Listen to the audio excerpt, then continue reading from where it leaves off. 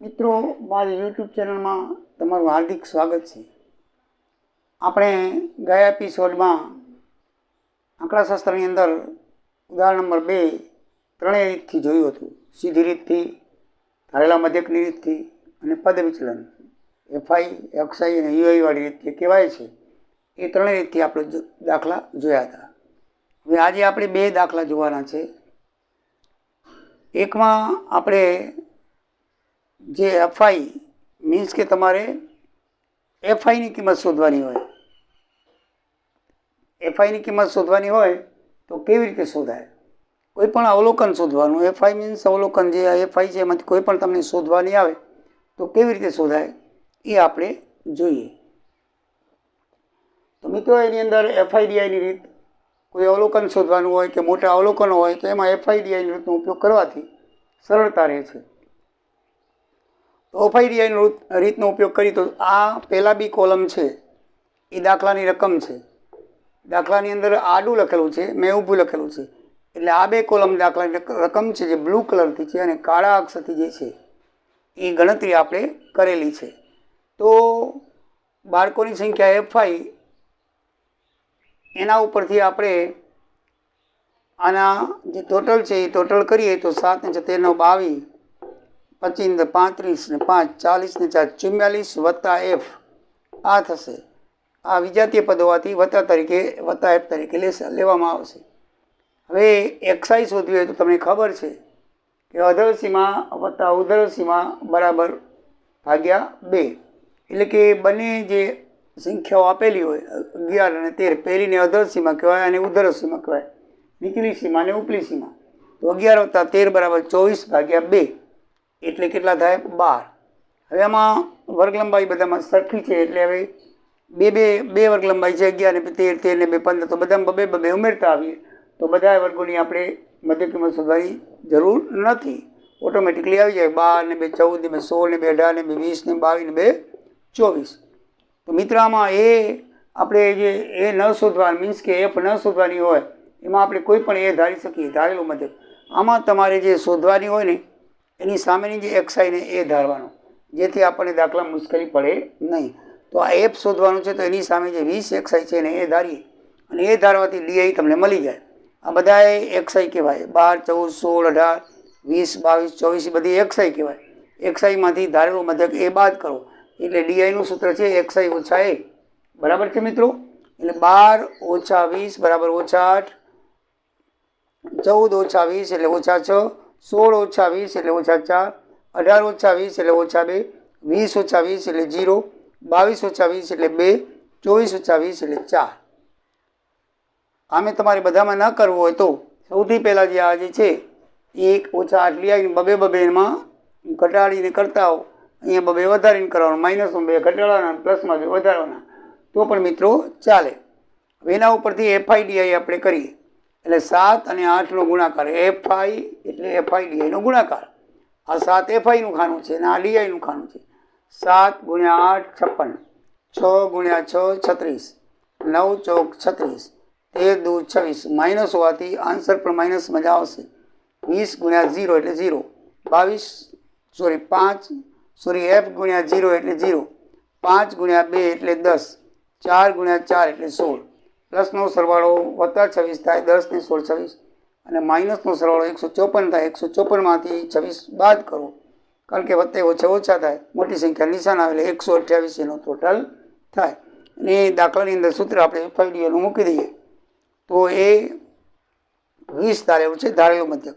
આવા દાખલાની અંદર છે ને એક્સ બાર દાખલામાં આપી દેશે. દાખલામાં 18 આપેલો છે એક્સ બાર. જ્યારે એફઆઈ શોધવાની હશે ને ત્યારે એક્સ બાર શોધવાનો નહીં, એ દાખલામાં આપી દેશે આપણને.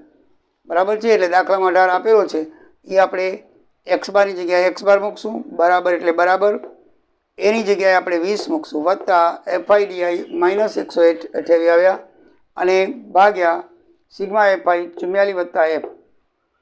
હવે 20ને તમે ડાબી બાજુ લઈ આવો તો માઇનસ થઈ જાય અને સામે 128 છેદમાં 44 વત્તા એફ રહેશે, -128. હવે 18માંથી 20 જાય એટલે -2 રહે અને આ ભાગાકાર છે ને આ બાજુ લેવા એટલે ગુણાકાર થઈ જાય અને સામે ખાલી 128 રહેશે. હવે આ 2 કૌંસ છોડીએ તો 44 ગુણ્યા 2 એટલે 88 થાય, 44 દુ 88, અને એફ ગુણ્યા -2 એટલે ઓછા 2f થાય અને આ બાજુ ફક્ત 128 રહેશે. હવે ઓછા 2fમાંથી વત્તા ઓછા 1 ઓછા 88 છે અને આ બાજુ લઈ આવું તો વત્તા 88 થઈ જાય. તો મિત્રો અસમાન છે ને બાદ બાકી 128માંથી વત્તા 88 જાય તો મોટી સંખ્યા નિશાન આવે -40 જવાબ આવે. હવે આ બાજુ બંને બાજુ માઇનસ છે તો સેમ છે કાઢી નાખો એટલે બંને પ્લસ થઈ જશે. 2f બરાબર 40 તો f બરાબર 2 ગુણાકાર છે, આ બાજુ ભાગાકાર આવે તો 40/20 બરાબર f બરાબર 20 જવાબ આવે. તો મિત્રો આ દાખલાનો જવાબ 20 આવશે. એકદમ ઇઝી અને સરળ છે બરાબર. xi 2નો સરવાળો કરવાથી અધર સીમા ઉધર સીમાનો સરવાળો કરવાથી મળે અને di તમે જે મધ્યક ધારો છો, ધારેલો મધ્યક કહેવાય ને, તમે જે ધારો છો xi એ બાદ કરતા જાઓ. xi - a એટલે di અને fi અને di નો ગુણાકાર કરો, એનું ટોટલ મારો સૂત્રની અંદર મૂકી અને તમે એની કિંમત શોધી શકો છો. એકદમ ઇઝી ને સરળ છે. હવે આપણે બીજો દાખલા નંબર ઉદાહરણ નંબર 3 જોઈએ. ઉદાહરણ નંબર 3માં છે ને આપણે અત્યાર સુધી બધી સમાન વર્ગ વચ્ચેનું અંતર એટલે કે h આવતી. આની અંદર તમને બધાની જો તમે આની અંદર 20 થી 40ની h છે, અહીંયા 60 થી 40, અહીંયા 100 થી 50ની h આવે, અહીંયા 150 થી 250 એટલે 100ની, અહીંયા 250 થી 350 એટલે 100ની, અહીંયા 350 થી 450 એટલે 100ની, એટલે અહીંયા 40ની છે, અહીંયા 50ની છે, અહીંયા 100ની છે. એટલે અલગ અલગ h છે. વર્ગાંતર વર્ગ વચ્ચેનું અંતર એટલે h કહેવાય, હાઇટ. એ અલગ અલગ છે. તો અલગ અલગ h હોય તો કેવી રીતે કરવો? FIDIની જ રીત વાપરવાની બરાબર છે. એ પછી જો બધું સમૂહ સૂત્રો હોય ને તો FIUIમાં તમે દાખલો ગણવાની મજા આવશે. પણ આડું ઓવડું અષ્ટમ પષ્ટમ હોય, આવી રીતે શોધવાનું હોય કે અથવા અસમાન લંબાઈ હોય, અસમાન લંબાઈ હોય એટલે વર્ગ વચ્ચેનું અંતર અસમાન હોય તો હંમેશા FIDIની રીત કાઢવી. કારણ કે FIUIમાં h જોઈએ. તો h છે ને આમની અંદર h તો સેમ છે નહીં, આપણે h લેવા જઈએ. દાખલાની અંદર h થી ગણેલું છે અને સરાસરી કાઢીને 20 h લીધેલું છે. પણ આપણે ઉદાહરણની અંદર આપણે તમે h વગર પણ દાખલો ગણી શકો. આપણે આ h વગર દાખલો ગણ્યો છે. ઉદાહરણની અંદર FIUIની રીત વાપરી છે. મેં FIUIની રીત નથી વાપરી, FIDIની રીત વાપરી છે.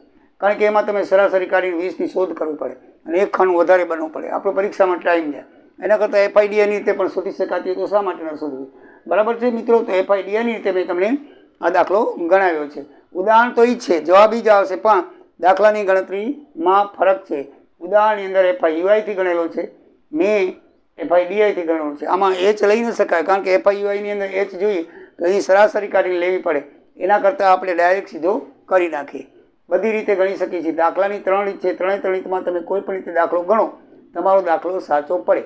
એમાં કોઈ પણ પરીક્ષક દાખલો ખોટો પાડી શકતા નથી મિત્રો. બરાબર છે. તો આ તો 2 દાખલાની રકમ જ છે મિત્રો. બરાબર છે. પહેલાં 2 ખાના, પછી xi કેવી રીતે શોધી? જેમ આ દાખલામાં આમાં બધામાં અલગ અલગ કરવી પડશે. આમાં જેમ બે ઉમેર્યા એમ નહીં ઉમેરી શકે કારણ કે આમાં તો સમાન 2 h હતી. આમાં બધામાં અલગ અલગ છે તો આપણે બધામાં અલગ અલગ કરવું પડશે. 20 + 80 40/2, 20 + 80/2 એટલે 40, 100 + 60 160/2 એટલે 80, 100 + 150 એટલે 250/2 એટલે 125, 150 + 250 એટલે 400/2 એટલે 200, 250 + 350 600/2 એટલે 300, 350 + 450 800, 4 ને 3 7 ને 800/2 એટલે 400. એટલે આ બંને સીમાઓનો સરવાળો કરી અને 2 ભાગતા હો. અધર સીમા વત્તા ઉધર સીમા ભાગ્યા 2, અધર સીમા વત્તા ઉધર સીમા ભાગ્યા 2 એટલે તમારી xi આવી જાય. હવે di તો તમને ખબર છે. અહીંયા કોઈ પણ એ તમે ધારી શકો છો. આપણે 200 ઉદાહરણમાં લીધો છે, પણ ગમે તે ધારો તો તમારો જવાબ કોઈ ફરક પડશે નહીં. એ તમને હું હજી કરાવીશ. આ એ છે આપણે વચ્ચે ધાર્યો. બરાબર છે. 200 ને એ ધાર્યો તો 40 - 200 160, 80 - 200 120, 125 - 200 75, 200 - 200 0, 300 - 200 100, 400 - 200 200. મિત્રો આવી ગઈ di એટલે xi તમે જે ધારો મધ્યક એ બાદ કરો. હવે FIDI તો આ રહ્યું 7 × 16 = 112 માથે 1 મીંડું ચડાવી દો. 5 12 50 60 માથે 1 મીંડું ચડાવી દો. પછી 16 × 75 એટલે 1200, 12 × 0 એટલે 0, 2 × 100 એટલે 200, 3 × 200 એટલે 600. તો મિત્રો માઇનસનો સરવાળો આવશે -29 અને પ્લસનો 600 200 800. માઇનસ